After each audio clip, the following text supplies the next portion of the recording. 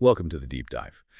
Today, we're jumping into some really significant political talk it's been all over the headlines.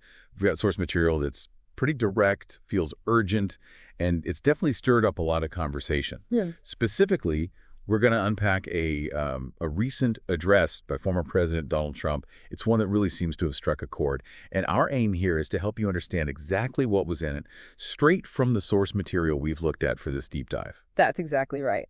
So the material we're digging into today, it's excerpts from a piece called Trump's Warning, America's Peril Under Biden.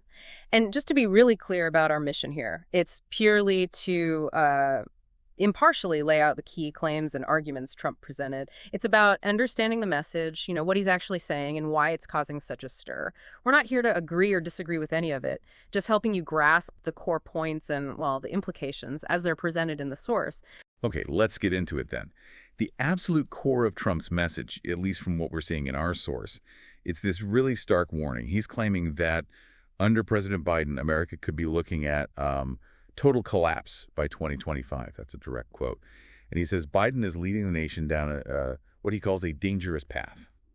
Pretty strong words. Very strong. And what's interesting, or maybe striking, is how he framed that warning. The source points out he really leaned on three big themes. These are like the pillars of his argument for this potential collapse idea: economic disaster, global weakness, and social unrest. By linking those three together, he sort of builds this picture of a compounding crisis, making the idea of a collapse seem almost inevitable if things are going wrong in all three areas at once. Right, that makes sense. So let's tackle the first pillar, the economic claims. He describes the economy as crumbling. What specifics did he give to back that up? Well, according to the source, his economic criticisms were pretty detailed. He pointed to things like the, quote, weight of inflation, massive debt, and skyrocketing living costs. Standard concerns, maybe, but amplified. He also mentions soaring interest rates, a shrinking middle class, and specifically major job losses in key industries like energy and manufacturing. Okay. And he didn't really mince words. He directly attacked Bidenomics, that's the term he uses for President Biden's policies, saying it's flat out failing. He also added this claim that Biden is, quote, selling out American workers and making the U.S. overly dependent on foreign nations. Oh, okay. Yeah, these are very much those, kitchen table or pocketbook issues. They're designed to hit close to home, tapping into everyday worries about money, making the warnings feel really immediate, not just abstract political talk. So after laying out that pretty grim economic scene, how does he then connect that to America's place in the world? What was he saying about national security? Right. So after the domestic economy, he pivots. And yeah, the picture he painted regarding national security was also quite bleak, according to the source. He argued the U.S. military is being weakened. He talked about the southern border being wide open. And he specifically claimed that foreign adversaries, he actually named China and Russia, are gaining, quote, dangerous influence. And crucially, that they're no longer afraid of American power. And did he give examples? He did. The source notes he cited specific things as symptoms of an administration that's lost control. He pointed to the disastrous withdrawal from Afghanistan, increasing tensions with China, and the ongoing border crisis.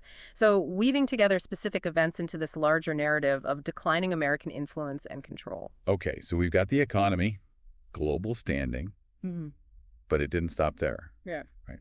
He also talked about the social side of things in America. How do you put that? Saying the social fabric is tearing apart. Exactly. That was the third pillar. He made some really strong claims about social cohesion and law and order.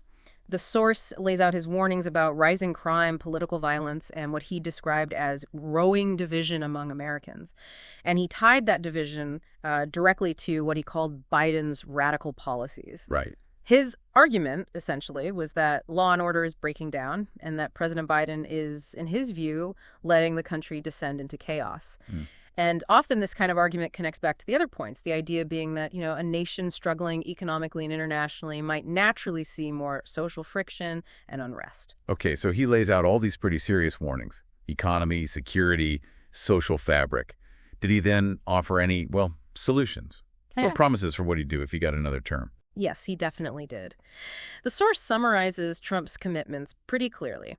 He promised to, quote, restore economic strength, energy independence, and national pride. He also specifically pledged to secure the borders and confront foreign threats with force. Strong verbs there. And the address, according to the source, wrapped up with this very powerful statement. This isn't just about an election. This is about the survival of our nation, really framing the stakes in existential terms. Yeah, that kind of rhetoric. Yeah. It definitely demands attention, doesn't it? Mm. And as our source material notes, this warning absolutely sparked a huge debate. For sure. And that raises a really important point about how language like this lands, how it's received. The source actually highlights two main kinds of reactions. On one side, you have people who see Trump's speech as a, quote, critical wake-up call. They feel his warnings are necessary, maybe even overdue. Yeah. But then on the other side, you have people who view it very differently. They see it as political fear-mongering, basically designed to stir up emotion rather than offer, a factual look at things. Two very different takes. Very different. And ultimately, the source itself concludes with this thought. The stakes have never been higher, and the future of America could hang in the balance. But again, it's so important to stress that our goal today was just to walk through what's in the source material, understanding the claims being made, not taking a side on them ourselves. Absolutely. And there you have it, a deep dive into the core warnings laid out in Trump's warning, America's peril under Biden. You've unpacked the economic points, the national security claims, the arguments about the social fabric, all as presented in the source we reviewed. Yeah, just understanding the structure of these arguments, the specific claims being made, it's really a crucial first step, I think, for anyone trying to navigate the current political discussions. So thinking about everything raised in this source material, all these concerns about the nation's future, it leaves you wondering, doesn't it? What areas do you feel are the most critical ones to keep an eye on as we head towards the 2024 election, and why? Definitely something to think about until our next deep dive. Yes, thanks for watching. Stay updated with Global Scope 360. Thank you so much. Subscribe to my channel and click the bell icon.